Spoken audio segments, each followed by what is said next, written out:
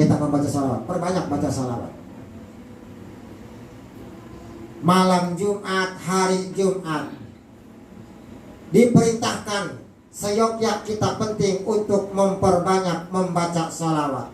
Wayam bagi lekuli syahsin ayat ala khaufa minallahi ta'ala. Bahkan kita diperintahkan seyogyanya setelah kita memperbanyak membaca salawat, dalam setiap muamalah yang kita kerjakannya ayat alal khaufa, adanya rasa takut kita kepada Allah Subhanahu. Kemarin tuh kunci masuk surga apa? Rasa cinta, rasa takut, sama rasa malu. Makanya diingatin kembali di sini pun. Dalam setiap muamalah kita kehidupan di dunianya, adain rasa takut di hati kita. Orang kalau udah ada rasa takut mah pasti pengennya ibadah, nggak tahu masih. Kayak kita aja coba mau masuk kerja, takut nggak kalau keterlambat kerja kita dimarahin sama atasan? Bener nggak? Ya coba praktekin rasa takut itu. Kita takut sama Allah kalau sholat 5 waktu ini ketinggalan berjamaah, masuknya terakhir. Pernah ada begitu? Jujur amat mas. Enggak ya? Kita mah lebih takut sama manusia. Tapi pelan-pelan kita rubah statement hidupnya. Enggak bisa 5 waktu, ya minimal sewaktu mah. Ada rasa takut ketinggalannya tuh untuk melaksanakan ibadah kepada Allah Subhanahu wa ta'ala. Kalau bandingannya kepada manusia saja kita telat masuk kerja ada rasa takut, ya harusnya lebih takut lagi kita telat melaksanakan sholat kepada Allah Subhanahu wa ta'ala. Kalau gak sibuk-sibuk amat mah, lagi berleha-leha di rumah, atau ayo berangkat ke masjid berjamaah. Ini mah di luar kata sibuk. Segitu maksudnya. Kalau kebenaran pas lapar banget mah ada yang ada, takutnya sholat duluan, nah kita nggak khusyuk, atau disunahkan makan dulu ini kok, nggak dipaksa, masih mendingan makan daripada ketika Allahu Akbar ingat sama telur dadar. Atau mendingan sholat dulu, apalagi nih waktu ngaji begini, mah takut nggak khusyuk ingat sholat 3, mendingan berhenti kata saya. Biar terlambat juga nggak diomongin pengajian. Enggak, alhamdulillah sholat, cuman ntar rapotnya beda.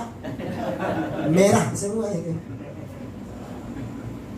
Ayya khafa iqabahu wa qad faradallahu ala ibadi ayya khafu faqala wa khafuna in kuntum mu'minina. Bahkan apa sih yang namanya rasa takut ini wa qad faradallahu ala ibadihi ayya khafu faqala wa khafuna in kuntum mu'minin. Rasa takut ini isinya takut disiksa oleh Allah Subhanahu wa ta'ala. Bahkan Allah udah ngewajibin, Bapak, rasa takut ini hukumnya wajib. Takut sama Allah melaksanakan maksiat, ninggalin fardunya Allah ini karena wajib hukumnya. Mana ayatnya? Wa khafuna in kuntum mu'minin. Jika kita ngaku orang mukmin yang beriman kepada Allah, maka di hatinya harus ada rasa takut pula kepada Allah Subhanahu. Pelan-pelan ya, kita mulai statementnya. Mumpung masih diberi kesempatan hidup, sedikit-sedikit ya Bapak rasa takut tersebut.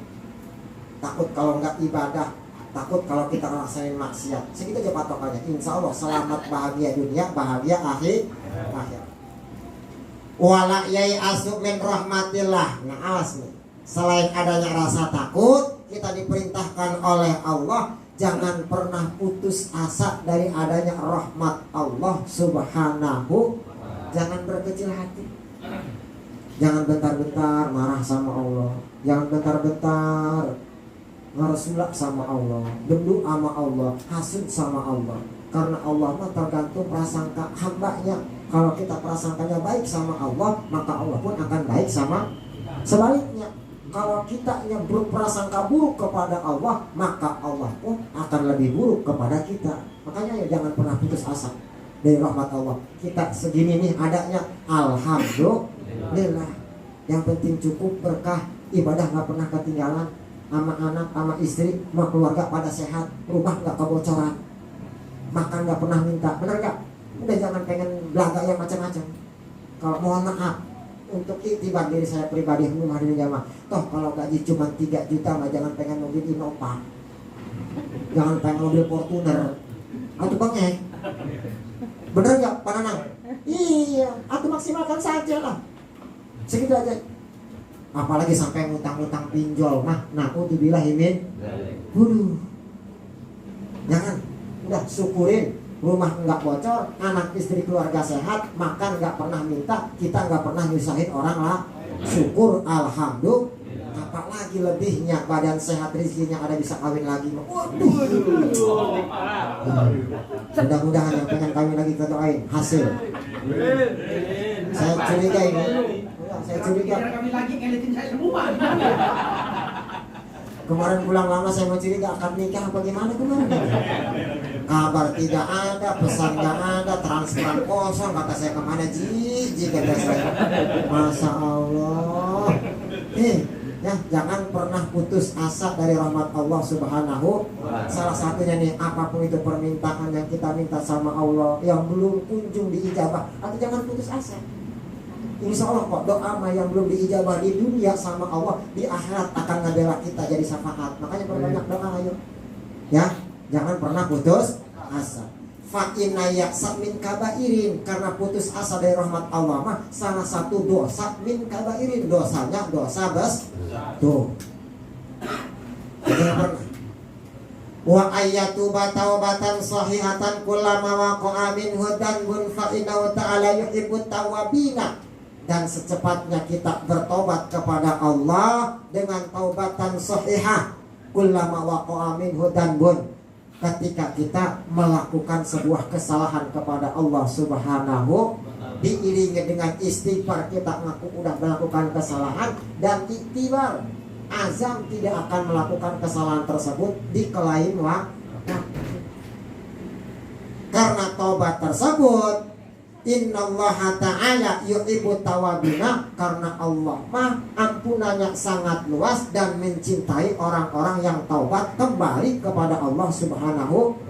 Jangan pernah ada prasangka beginilah, tanggung saya kata, sekalian hidup meskipun nggak ibadah, udah terlanjur katanya. Oh, jangan ya, jangan sampai ada perasaan seperti itu. Ayo, kemarin udah yang berlalu, kita buka lembaran baru. Mungkin kemarin masalah masih banyak yang kita tinggalkan, puasa masih banyak yang kita tinggalkan, sedekah kurang gede, selama tetangga kurang silaturahim. Ayo dimulai dari sekarang untuk kedepannya, sebelum hayat menjemput kita, kita perbaiki tobat kepada Allah Subhanahu. Mudah-mudahan dengan tobat berusaha baiknya tuh, segala kesalahan kita sama Allah yang kemarin, Allah melihat kesungguhan kita kembali kepada Allahnya, diampuni dosanya. Amin ya robbal alamin. Sambil semaksimalnya. Kalau yang bisa kodok, kodoin. Sholat, puasa, yuk kodoin. Semaksimalnya, semampunya. Seingatnya, kalau diingat-ingat memang udah gak ingat ini. Bukan saking sedikit ya, saking banyak ya ini. Semaksimalnya lah. Puasa sambil Senin, sambil Kamis. Ternyata niatnya mah kodok puasa yang pernah kita tinggalkan. Habis sholat 5 waktu, habis sholat maghrib, gak usah sholat qabliyah, kita kodoin sholat maghrib. Habis isanya pun seperti itu. Ayo setiap waktu kita ngodoin sholat. Wa ayyulazama taqwallahi ta'ala fi jami' ahwali zahiratan wa batinatan. Bahkan seyogyanya dalam setiap ibadah yang kita kerjakan, muamalah di dunia ini, kita harus selalu ada rasa takwa kepada Allah Subhanahu. Baik takwanya itu ketika kita bersama dengan sesama manusia, ataupun kita lagi sendirian, lagi di tempat yang sepi ataupun di tempat yang ramai. Takut sama Allah di tempat yang begini mah kita wajar takutnya. Karena kenapa? Malu, karena sesama manusia. Jajal coba takwa di tempat yang sepi, pegang HP, buka aplikasi, main slot. Karena nggak ada orang kan, nggak ada yang ngeliat. Main judi, main gaplek, ngeliat yang tidak, bener nggak? Ngeliat video ini, video itu. Takwa yang lebih sulit maka ketika kita sendiri, jauh dengan manusia. Karena ujiannya siapa yang ngeliat? Siapa yang ngeliat? Emang orang kagak ngeliat kan? Itu ngeliat. Masih main slot mas? Enggak ya? Alhamdulillah. Siapa yang masih main toga? Siapa kagak pakai mic? Enggak ya? Jangan. Alhamdulillah. Ayo. Harus ada rasa takut, takwa kepada Allah Subhanahu. Duit mah masih mendingan pakai makan, ajak anak, ajak istri, cari tempat yang mewah. ke hotel 2 tahun terus jangan pulang-pulang. Iya beneran, daripada duit pakai judi. Nih, saya nggak usah diajak, nggak usah transferin aja saya. Takutnya ribet bawa saya mah, ya mesti gue ya. Kemarin kosong ya dari mana? Kosong belum. Tenang mas gue. Iya. Tahu pulang ngasih tahu lagi. Balik bawa oleh-oleh mas gue ya. Ya. Saya perbanyak takwa kepada Allah Subhanahu wa taala. Fa innallaha yuhibbul muttaqina wa ayyab'ada an adzabatil khalqi tuh. Selanjutnya nih, kalau kita udah bisa ikhlas, udah bisa bermuamalah, udah bisa dakwah wudu, biasa banyak baca Al-Qur'an, zikir, sholawat, ada rasa takutnya, ada rasa takwanya nih, awas. Tadi kan hablum minallah nih, sekarang hablum minannasnya. Wa ayyab'ada an adzabatil khalqi. Seyogyak penting kita menjauhkan diri dari setiap perkara yang bisa menyakitkan sesama makhluk. Jangan abong-abong pejabat, jangan abong-abong orang pintar, jangan sombong dengan orang kaya, kita kaya nih ya. Jangan sampai menyakiti perasaan sesama makhluk tuh.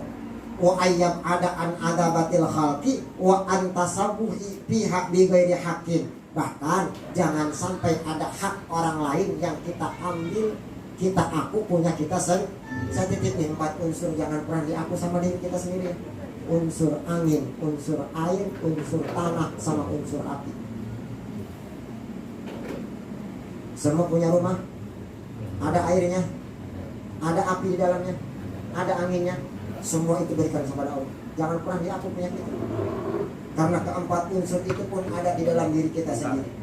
Apalagi naudzubillah min dzalik, kalau ada hak orang lain di 4 unsur tersebut, kita aku punya kita akan berbalik secepatnya kepada kita sendiri. Tanah punya jalan mah, sedekahin buat jalan. Jangan sampai jalan dibikin buat halal. Air, kalau ada keran di luarnya mah nyalain, jangan dimatiin di dalam. Biarin orang mau lewat, mau cuci kaki takutnya. Takut ada orang yang makan bakso ketumpahan kuah bakso, matanya pedas, bisa kan di situ tuh cuci muka. Ya, jangan di aku punya sendiri, ayo sedekahin. Ya jalan mana kita Pak masuk surganya tuh. Kalau punyanya gang jalan, kasih sedekah. Jangan disempit jalan mah. Adanya air, kasih air. Adanya angin, kasih angin buat sedekah. Minimal 4 unsur tersebut jangan sampai di aku punya kita. Tapi itu mah Allah Subhanahu. Karena akan fatal masalahnya kehidupan kita bila mana 4 unsur tersebut udah kita klaim punya kita sendiri. Karena tanpa 4 unsur tersebut kita tidak akan hidup wasilahnya.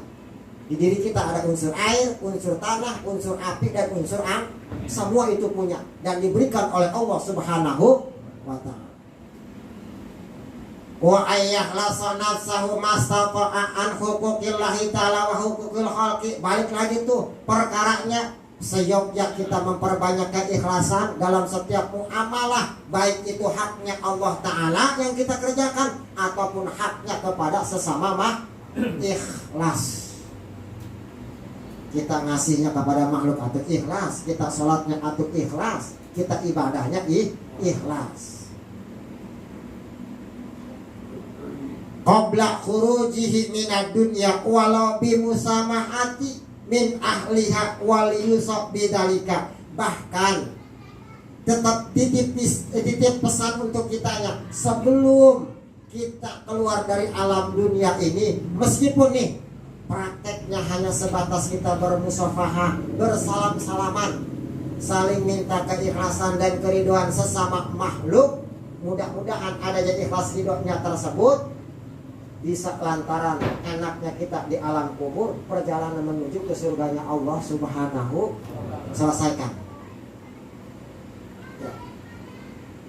Bahkan waliyu sok bidalika, kita harus bisa berwasiat dengan adanya seperti itu. Yuk.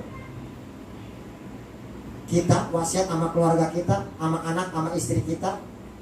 Sebelum meninggal, kalau kita punya utang tolong beresin. Kalau punya kesalahan, ayo panggil. Kita yang ke sono apa orang yang sono yang harus ke rumah kita, harus saling sesama minta ikhlas. Ripuh Bapak, jangan gengsi jadi orang. Lebih utamaan kita meminta maaf terlebih dahulu.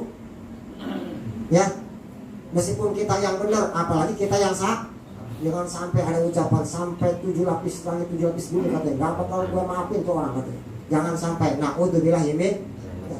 Selesaikan sebelum kita mati menghadap Allah Subhanahu waliyakun. Itlam yatamakan minhu fi hayatihi waliyakun harisan ala bu'di minal ma'asi. Diperintahkan kita harus benar-benar ngeraksa ngejaganya untuk menjauhi kemaksiatan kepada Allah. Mana contohnya? Kal kidbi, kayak kita berbuat bohong. Harus dijaga. Siapa yang setiap harinya nggak pernah bohong? Kita paling gampang nggak bohong kan? Nggak bohong. Di mana? Di rumah. Bobo mau di masjid. Nanya, ditanyanya di sini, jawabnya di sana. Itu sama kan nggak bohong? Nggak kerasa gitu atuh? Emang nggak kerasa sekali sama Teguh? Jajal 1 hari 3 kali aja, kali seminggu, kali sebulan, berapa kali nggak bohong? La sagirata ma'al israr wala kabirata ma'al istighfar. Dosa kecil mohon maaf ya bisa jadi gede kalau bisa dilakukannya setiap hari. Sebaliknya, dosa gede akan diampuni oleh Allah ma'al istighfar kalau diiringi dengan membaca Nggak jadi kami lagi kan. Tapi saya percaya sama Pak Haji Hanafi. Percaya saya benar. Percaya nggak bilang gue belakang. Percaya gitu. Percaya aja pokoknya. Percaya habis minggu depan siput ya. Kalkitbi wasyahadati zur wal aiman. Nah, jangan sampai berbuat dosa memperbanyak ngebohong. Kalau kita ngeluarin sumpah, ngeluarin janji, janjinya sumpahnya palsu atau bohong. Nah, sumpah aja sih. Pokoknya demi Allah nggak ngelakuin. Atau padahal udah. Tak awas, makanya hati-hati. Perkaranya sedikit, kecil. Tapi kalau sering dilakukan setiap hari mah bisa jadi dosa besar. Wal aimanil fajrati wal khawti fi i'radin nasib. Nih yang selanjutnya yang sering kita kerjakan mah, kita sering tenggelam hanyut dalam keburukan orang lain. Nggak kerasa dosa mah, ngobrol ngalor ngidul sampai pagi ternyata ngomongin keburukan orang. Aduh. Kita ini orangnya bener. Makanya jauh kita mau ke surga. Udah ke neraka dulu kita ya. Nggak ikhlas ya. Ikhlas benar-benar ke nerakanya nggak panas tapi ya. Ya udah makanya nih. Harus penting perhatian. Jangan sampai kita sibuk memikirkan keburukan orang lain, tapi kita sendiri nggak pernah bermuhasabah. Ternyata di badan kita sendiri pun banyak kesalahan dan keburukan kepada orang lain. Awas nih, janjinya Allah mah. Barang siapa yang menutup keburukan, kejelekan sesama manusia umat muslim sedulurnya di alam dunia, maka nanti keburukannya di akhirat akan ditutup oleh Allah Subhanahu.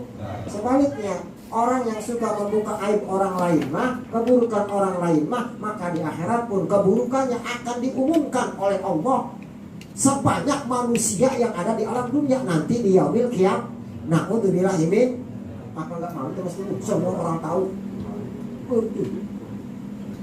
Makanya ayo kalau ngobrol silakan ngobrol konsepnya, ayo jangan sampai ngomongin keburukan orang lain. Kalau kita ada teman yang ngobrol keburukan orang lain, kita yang nyetok, udah gak usah timpahin. Kita makan ditambahin. Itu komen, lu tahu gak sih anu? Tahu kamu kenapa? Gua mau kagak demen. Iya gua juga kagak demen. Jangan ya. Salah satu kalau satu yang ngomongin ya emang gak kerasa ini dosa itu mah. Kalau ada teman yang ngomongin orang lain, kita yang bisa meredam orang lah. Udahlah cukup. Segitu aja, jangan kita utang, kita yang tambah jadi kompor meleduk akhirnya. Na'udzubillah min dzalik. Fi i'radin nasi wa ifsadi bima bainahum wal hasudi wa ghairi dzalika, dan jauhi sifat hasud wa ghairi dzalika, dan segala kemaksiatan yang dibenci oleh Allah Subhanahu wa taala. Apa yang namanya hasud? Kita selalu cemburu dengan adanya nikmat orang. Gimana caranya nikmat orang tersebut bisa secepatnya pindah ke dalam kehidupan kita. Itu namanya hasud, penyakit hati. Orang lain yang beli ini beli itu, kita yang panas. Gimana caranya? Kita sumpahin tuh biar orangnya mati. Itu kalau kita hargai, jangan ya. Kalau ada orang lain yang berbahagia mah kita ikut bahagia. Alhamdulillah gitu. Wali wajiba ala ta'ati maulahu wa ayasghula biha awqati mudatah ayatihi. Dan seyogyanya selalu dalam kehidupan, dalam bermuamalahnya kita diiringi dengan taat, selalu patuh apa yang diperintahkan oleh Allah Subhanahu wa ta'ala. Dan waktu selama masih hidup ini kita sibukkan dengan selalu menyibukkan diri kepada Allah Subhanahu wa ta'ala. Setidaknya muamalah yang kita kerjakan, usaha yang kita lakukan, tujuannya yaitu untuk nafkah anak istri, tujuan untuk ibadah kepada Allah Subhanahu wa ta'ala. Ya, niatin, biar apapun itu bentuknya, apa yang kita kerjakan, hasilnya ada ganjaran, mendapatkan pahala dari Allah Subhanahu wa huwa ala halati maradatihi falaqallahu ta'ala wa huwa radin. Karena yang diharapkan kita setelah adanya kematian, karena kita makhluk yang ada di alam dunia, semua akan kembali kepada Allah. Lantaran adanya kematian tersebut, mudah-mudahan dengan adanya kematian tersebut, muamalah yang udah baik yang kita kerjakan di alam dunia, Allah ridho kita di dunia, dan Allah ridho nanti ketemu dengan kita di akhirat. Amin ya rabbal. Nyari juga ridho Mas Wiwi. Cari ridhonya Allah Bapak. Karena Allah mah akan masukin ke surga ataupun ke neraka seorang hamba ini tergantung keriduan Allahnya Subhanahu wa ta'ala. Makanya ayo, ikhlasnya tersebut harus ada, ditanamin agar Allahnya ridho. Sesama manusia harus kita tanamkan rasa ridho. Ke Allah pun kita cari ridhonya. Kan enak kalau udah ridho mah ya. Kita minta sama orang, dikasih tapi orangnya ridho, enak apa enggak? Sebaliknya coba, kalau kita minta sama tetangga, tapi mau tetangga yang ngasih sama kita enggak ridho, atau kayaknya makan juga kakak telan semuanya, enggak gitu. Hanya ayo cari keridhoan semaksimal mungkin dengan tata cara yang udah tadi dijelaskan oleh ajengan musannif. Falaqallahu ta'ala wa huwa radin anhu nas'alahu subhanahu wa ta'ala. Ujungnya tuh, kalau udah Allah ridho, ayo kita angkat kedua tangan kita. Nas'aluhu subhanahu wa ta'ala. Saya mohon ya Allah, dengan segala kesucian Engkau, wa natawassalu ilaihi bijahil karim, dan kami mohon ya Allah dengan kemuliaan baginda Rasulullah Muhammad sallallahu alaihi wasallam, ayyu amilana biridahu anna. Mudah-mudahan ya Allah, apapun yang kita kerjakan di alam dunia ini diberikan keridhaan oleh Allah Subhanahu wa ta'ala di dunia wal akhirah. Ridha Allahnya di dunia, ridha Allah di akhirat. Khususan inda qabdi arwahina ya Allah, apalagi keridhaan Engkau tersebut Engkau berikan ketika ajal menjemput kami ya Allah.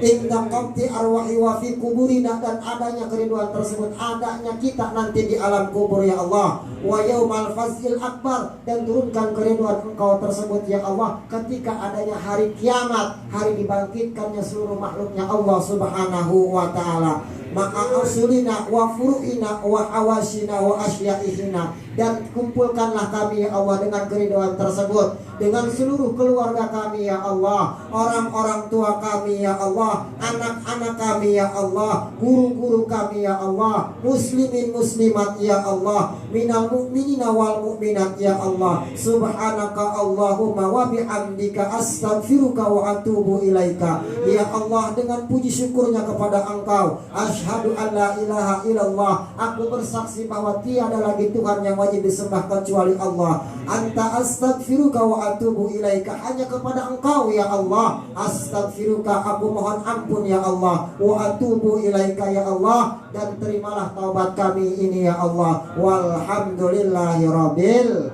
Mudah-mudahan dengan doa yang terakhir ini kita ketuk pintu langit, terbukanya dengan doanya kita, Allah turunkan keridhaan Allah malam ini sampai seterusnya kita bertemu dengan Allah Subhanahu wa ta'ala. Amin ya rabbal alamin. Sekali lagi Saya mohon dibukakan pintu maaf yang seluas-luasnya karena kesalahan dalam setiap pembacaan kita, baik itu dari setiap ilmu nahwu, sorof, takrirnya ataupun surahannya, maknanya datangnya begitu dari kebodohan saya, benarnya taufik hidayah dari Allah Subhanahu wa taala. Mudah-mudahan bermanfaat bil khusus untuk diri saya pribadi, umum hadirin jamaah, amin ya rabbal. Kurang dan lebihnya mohon dimaklum. Billahi taufik wal hidayah. Assalamualaikum warahmatullahi wabarakatuh.